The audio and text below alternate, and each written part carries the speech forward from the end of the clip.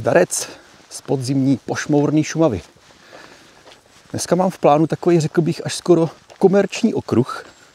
Jsem za svítání už vyšel z Prášil a chci jít přes Modravu a Srní zase zpátky do Prášil. No, chtěl bych se prostě podívat, jak tady ty notoricky známý šumavský místa vypadají v té atmosféře toho krásného podzimu, který tady teďka panuje. No a samozřejmě nesmím vynechat ochutnávku v modravském pivovaru Lier. Doufám, že jsem si vzal dost peněz. Jinak jsem tady měl ještě před chvilkou takový zajímavý zážitek. Tady u cesty na mě blikl nějaký blesk. Jsem se lekl, nevěděl jsem, co to bylo a myslím si, že to byla prostě fotopas tady umístěná. To se mně ještě nikdy nepovedlo.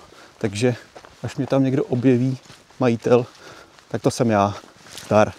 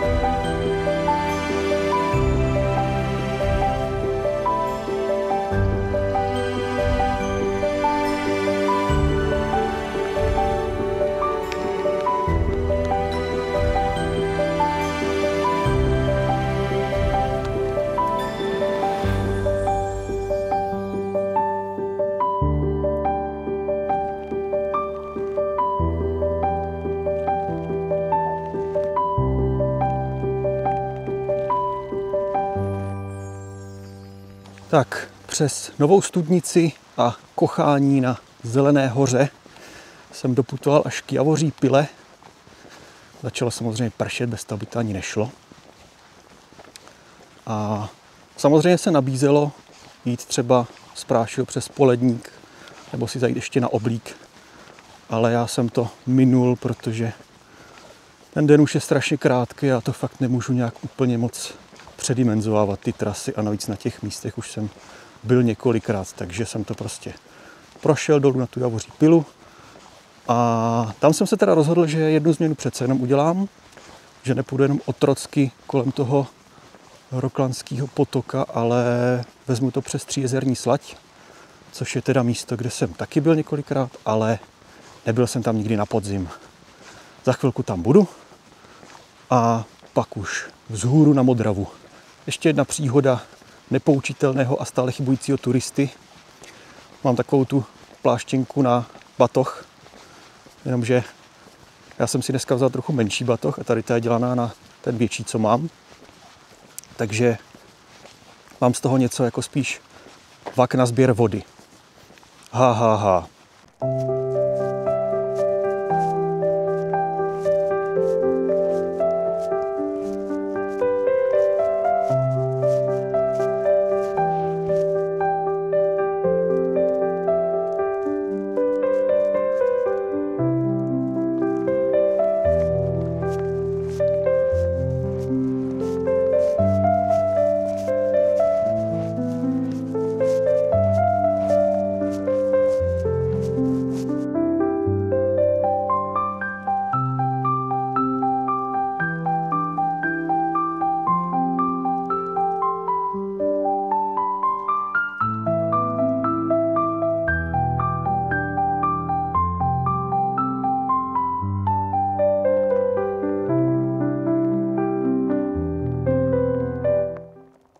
Proč jsem si sebou do batohu nepřibral ty nepromokavý ponožky, co mám na ubytku?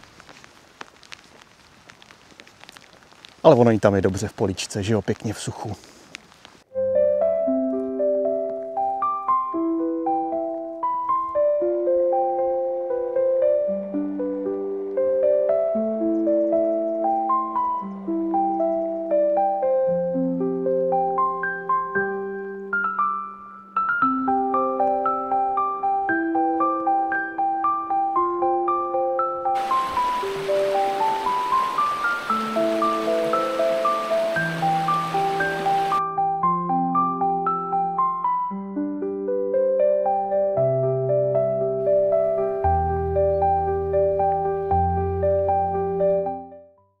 Tak jsem před chvilkou vypadl z pivovaru. Dal jsem si tam řízek, který byl tak velký, že mě totálně podle mě odkrvil mozek.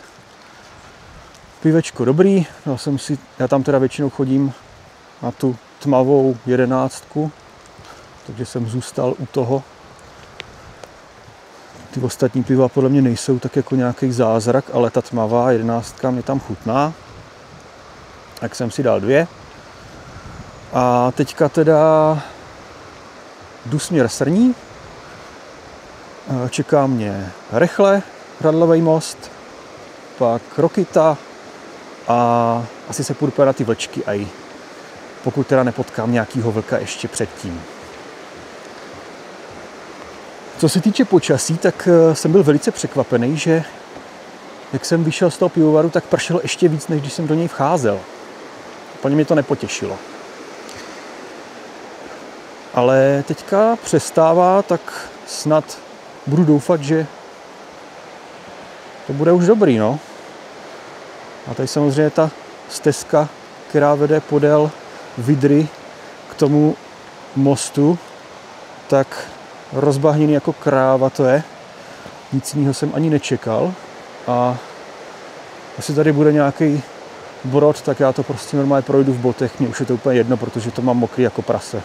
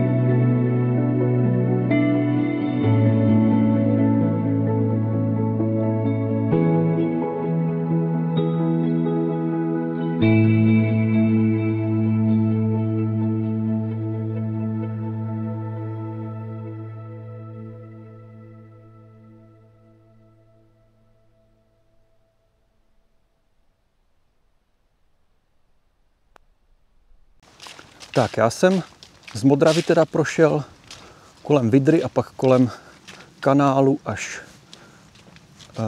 na Rokytu. A odtam jsem šel krásnou Klostermanovou stezkou, lesem, až do Srní. Fakt jako tam to bylo úplně jak z pohádky ten les, i tam byla taková vyhlídka, ale pozor na to, je dost blbě přístupná, je to po takové skalce, takže velice opatrně. A nakonec jsem nebyl teda u vlků, protože tam měli cedulu, že ta lávka pozorovací se nějak udržuje, takže z technických důvodů zavřeno až do odvolání. No, nevadí. Teďka teda už stoupám na Velký Bor, což bude asi takový poslední místo, který chci dneska natočit. Doufám, že tam bude výhled na Křemelnou. Takže na to se ještě těším a do Prášil to budu mít pak nějakých 5 tam třeba. No, takže si myslím, že už to můžu pomalu asi zakončovat. Ještě teda jsem v Srní se chtěl stavit na pivečko někde, aspoň na jedno. Měl jsem několik variant. Pivovar Zlatý Srnec, o tom se nemá cenu ani bavit, to je prostě naprostá utopie se tam trefit do otvírací doby. Tradiční občerstvení pod Smrkem zrovna tento týden zavřeno, takže ani tam to neklaplo. Ale naštěstí kavárna Slunečná mi poskytla Krále Šumavy.